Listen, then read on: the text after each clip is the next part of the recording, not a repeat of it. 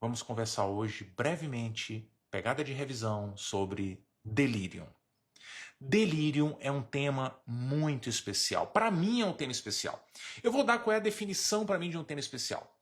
Tema especial é todo tema que em algum momento da minha vida eu me deparei com um cenário que eu falei assim: hã? Isso aqui que é delirium? Caraca! E aí de repente, sabe, o mundo para,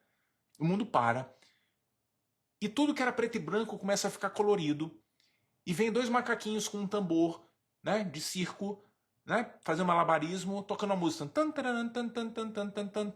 Sabe? Fala assim, meu Deus, né? Aí solta foguetes e tal. Isso para mim é um tema especial. E eu tenho vários na minha vida em que isso aconteceu. E Delírio foi um deles. Delírio era um tema que, para mim, ele se resumia a memorizar os conceitos que vinham da definição e do que a gente fazia no manejo do paciente. Mas o entendimento era muito distante, sabe? E tudo isso mudou quando eu vi um cenário de delírio pela primeira vez. E aí, quando eu vi o cenário de delírio pela primeira vez, eu reformatei todos os conceitos que eu tinha sobre delírio. E eu percebi que, veja, para entender essa jossa, assim como para entender qualquer outra coisa na vida, a gente precisa que aquilo se materialize para valer. Isso é essencial. É essencial. Um aluno de medicina nunca saberá o que é icterícia se não visualizar o indivíduo com icterícia. Tem que ver uma pessoa com icterícia. Senão, papai, o estudo fica totalmente abstrato. Agora, obviamente, existem cenários que a gente vai ter dificuldade de se expor àquela situação. Tem doenças mais raras, doenças incomuns. Quando a gente está na faculdade, né, no internato, nem sempre a gente vai ter o contato com todos os cenários possíveis da medicina. Então, na fase inicial do aprendizado, em que o nosso repertório de casos ainda não é tão grande, é muito importante que qualquer discussão de um assunto ela seja aplicada de forma que a gente consiga se enxergar naquele cenário. E no delírio, isso é muito facilitado quando a gente faz isso. Muito. Imagine, por exemplo, imagine uma pessoa como nós, que está relativamente ok agora, certo? De repente, a gente começa a não ficar bem, nada bem. Por exemplo, tem febrão, tosse produtiva, agora à noite já. Dorme mal, de manhã acorda com dor torácica e falta de ar. Fala, nossa, eu preciso ir ao hospital. Nessa ida até o hospital, nós, enquanto profissionais de saúde, ou ligados à medicina, ou alunos, enfim, a gente sabe que muito provavelmente existe a possibilidade de ter coisa grave e que a gente pode morrer, não sabe? A gente não é no hospital para viver, a gente está no hospital para morrer, né? Desculpa, mas é isso. Veja a angústia que isso traz. Eu não estava bem, tinha um monte de coisa para fazer, vou ter que ir ao hospital, meu Deus, pode ser uma coisa gravíssima e pode ser que eu evolua mal.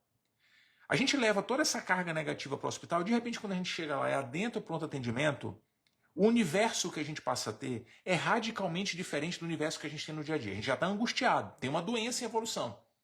Está se sentindo bem, sem apetite, sabe, já começando a ficar com náuseas e tal. E a gente deita na maca do hospital e naquele momento é outro mundo. É outro mundo. O universo do paciente que chega no pronto-socorro, no pronto-atendimento ou no hospital e deita na maca, ele se restringe ao teto do hospital. Olha para cima. Olha para cima. Quem tinha um mundo à sua disposição, de repente passa a ter o teto do hospital. E o pior, achando que vai morrer. O pior, extremamente desconfortável. De repente, começou a ouvir várias pessoas que ele não conhece, que a gente não conhece, perguntando coisas aleatórias e repetidas. O tempo inteiro. Vem um, vem outro, vem auxiliar, vem a enfermeira, vem o técnico de enfermagem, vem o clínico, aí vem o cirurgião, e vem sei lá quem, né? Vem o interno, e aí vem outro interno, e depois vem outro interno, que jossa de interno que não para de vir para colher história e tal, vem um residente, o R1 só no primeiro dia tá perdidaço, é pior que o interno, enfim. E a gente sozinho, porque a família ficou do lado de fora. Veja, as pessoas que a gente conhece, o nosso porto seguro não existe. A gente está à deriva, totalmente à deriva. Não sabe o que pensar. São muitas informações chegando o tempo inteiro, muitas informações. E aí, para piorar, isso não se restringe só à conversa, porque alguém vem e impulsiona o acesso, e dói.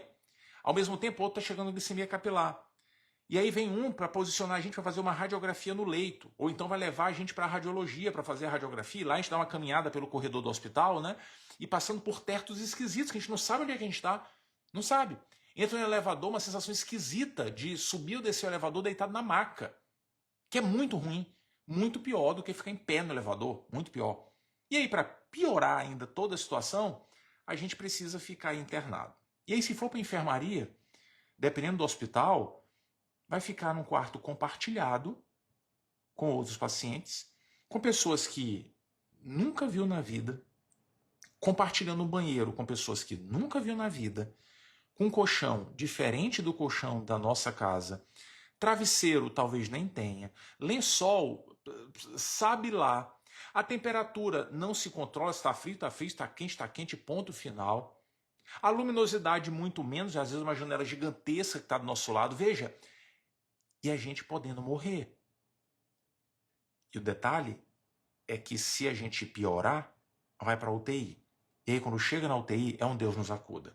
Porque chega na UTI, a gente simplesmente é assim, exposto para o mundo inteiro, né? Exposto para o mundo inteiro. Aí é uma multidão de gente passando toda hora, é uma apitação o tempo inteiro, né? Apita aqui, apita acolá, e de repente a corrida ia para cá porque parou um paciente, vai para o outro lado porque parou outro, e aí um do lado aqui vai ser entubado, e de repente a gente vê um paciente que faleceu aqui ser encaminhado para fora da UTI, e fala, meu Deus do céu, isso vai acontecer comigo. Enquanto isso, a troca gasosa já piorou, o sódio já está baixo, nosso, sabe? Já tem uma chuva de citocinas inflamatórias, e a gente está ficando séptico. E aí, quando chega a noite da UTI, que a gente pensa que vai dormir, aquela conversalhada, e gritaria, e riso pra cá, riso pra lá, tá. Esse grito de desespero é o delírio. É apertar o botãozinho vermelho num cenário desesperador em que eu não estou mais me reconhecendo. Meu Deus, me deixa em paz, me deixa quieto aqui, porque eu não quero mais esse mundo que está ao meu redor. Isso é delírio. Entendeu?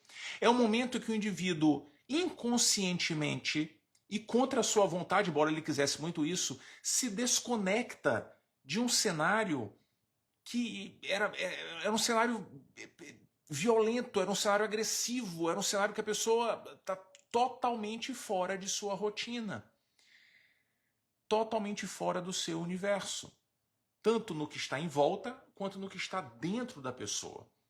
Às vezes o mundo não mudou muito, mas ela percebe diferente. Porque tem infecção, porque tem distúrbio eletrolítico, porque tem... Entendeu? Isso é delírio.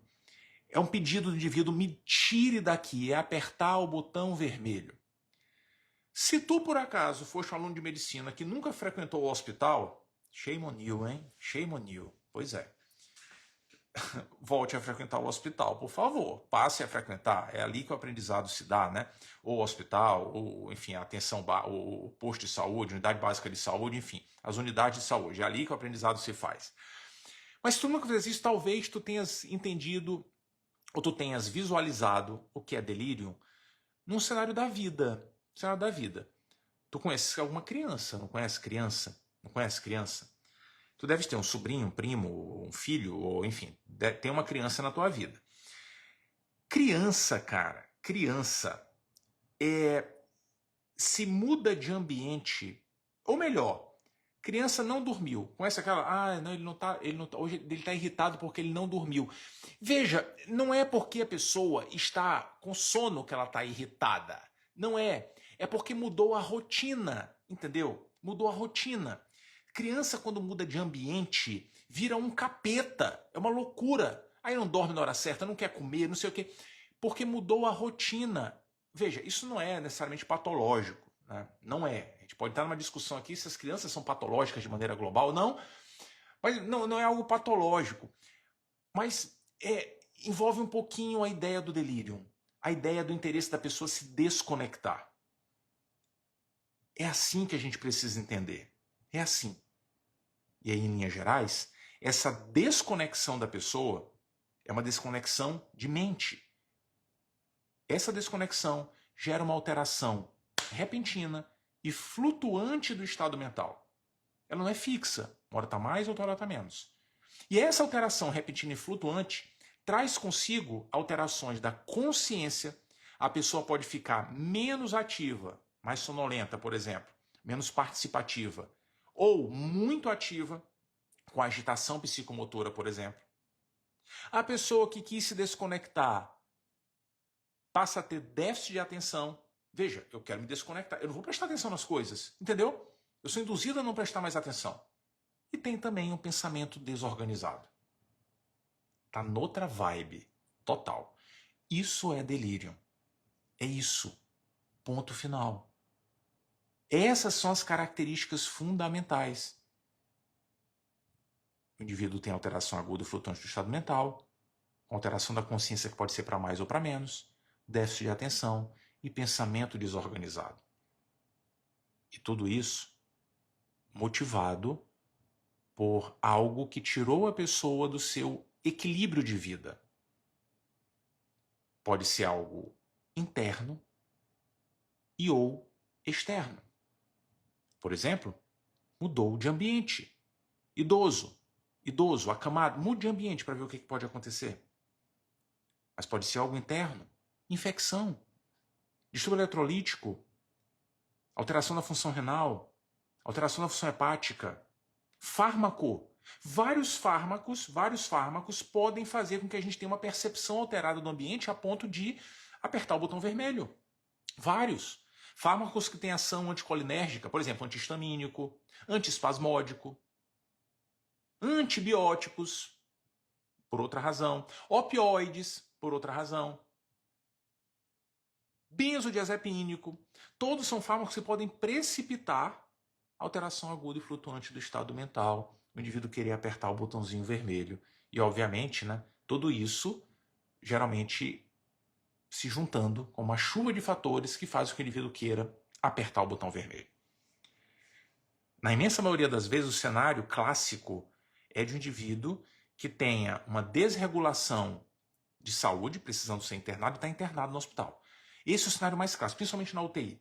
A UTI é um ambiente mais propício ao desenvolvimento de delírio na vida. Embora a gente possa encontrar um indivíduo com delírio em casa. Isso pode acontecer. Mas, sem dúvida alguma, a UTI é um ambiente clássico. Por quê? Porque lá a gente junta todos os fatores num pacote só. Tem o fator doença grave, tem o fator desequilíbrio brutal eletrolítico, tem o fator ambiente, entendeu? Tá tudo junto ali no contexto da UTI. Fármaco nem se fala, tudo junto na UTI. Isso é delírio. Desse jeitinho. E a gente tem que entender assim. Sabe por quê? Porque o diagnóstico é clínico. O diagnóstico é clínico. Veja, não existe exame para dar diagnóstico de delírio. O diagnóstico é clínico. É sentir o cheiro da situação e dar o diagnóstico. Acabou-se. Por isso a gente tem que conhecer muito bem as características. Isso é fundamental. Reconhecer o cenário que isso geralmente acontece. Isso é fundamental. Por sinal, as características do delírio, elas são muito claras, né? Veja, por exemplo, um cenário que a gente às vezes é convidado a fazer a distinção de delírio com demência. Demência é outra conversa. Demência é declínio de função cognitiva que geralmente tem uma evolução progressiva. Delírio é agudo e flutuante, é outra conversa. Na demência, por sinal, a alteração de consciência, quando acontece, é em fase muito avançada. Não é precoce como no delírio. Na demência, o indivíduo presta atenção. Veja, no delírio a pessoa não presta atenção em nada. Na demência a pessoa está assim,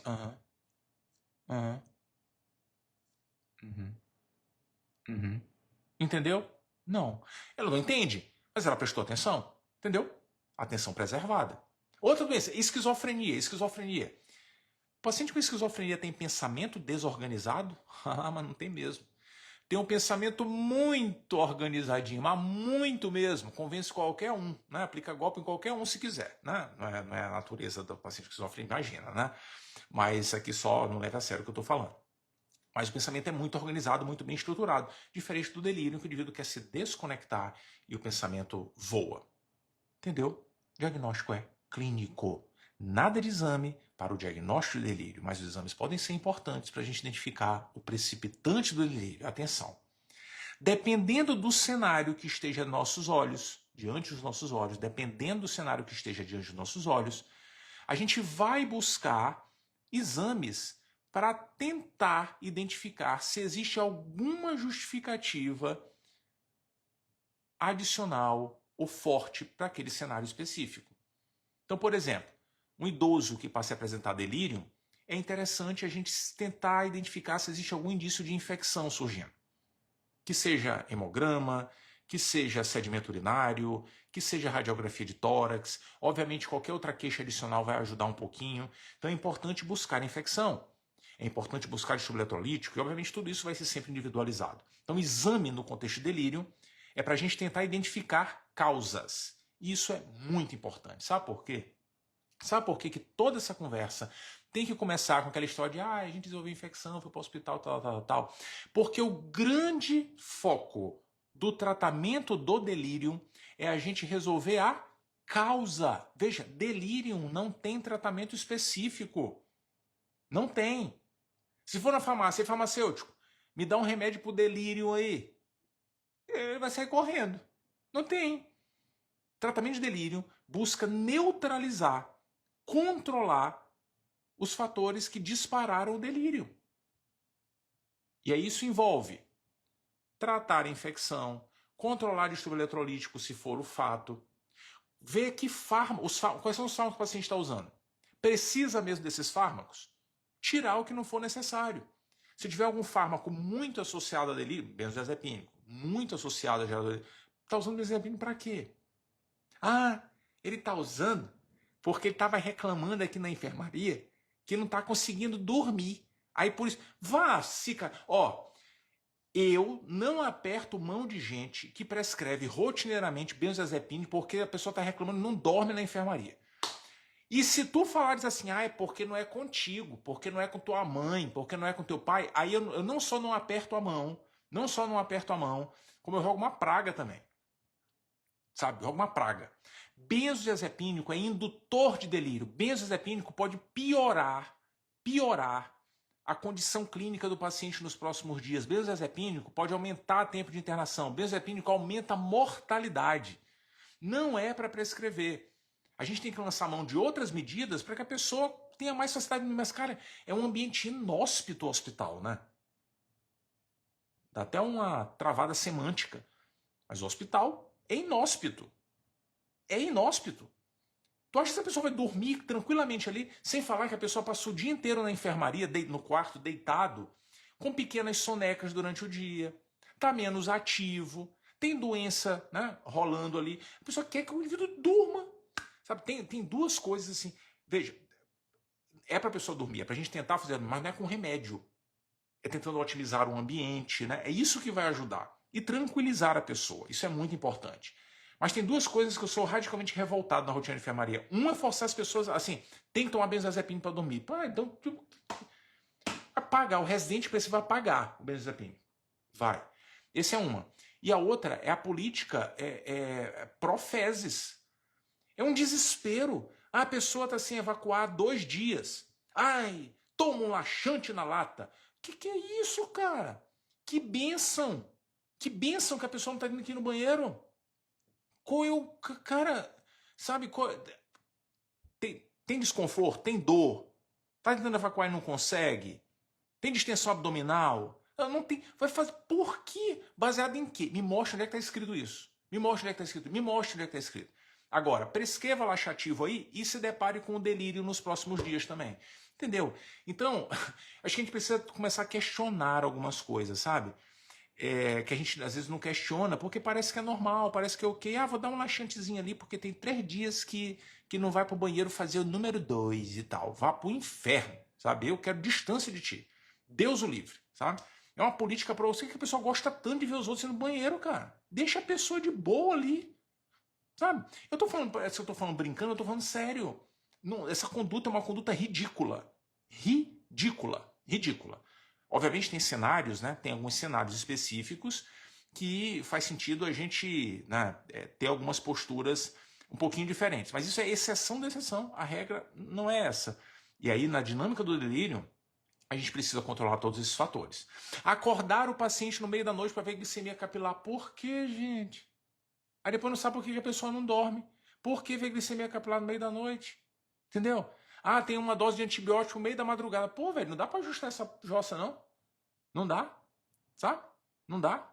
Você estudou bioquímica por onde? Foi pelo Harper? Foi pelo Leninger? Foi onde? Farmacologia? Foi por onde? Goodman, Gilman? Onde foi que você estudou? O que é isso, cara? Como assim? Vamos dar uma ajustadinha, deixa a pessoa dormir, sabe? Então, isso é fundamental. Por sinal, isso é tão emblemático, né?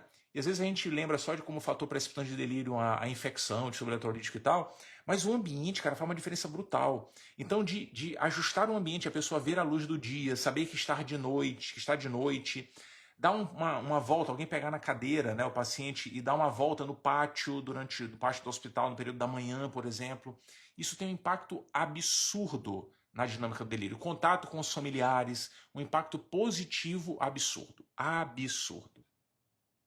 Não tem tratamento específico. O que a gente faz, às vezes, na abordagem terapêutica do delírio, é tratar excessos, tratar sintomas de delírio.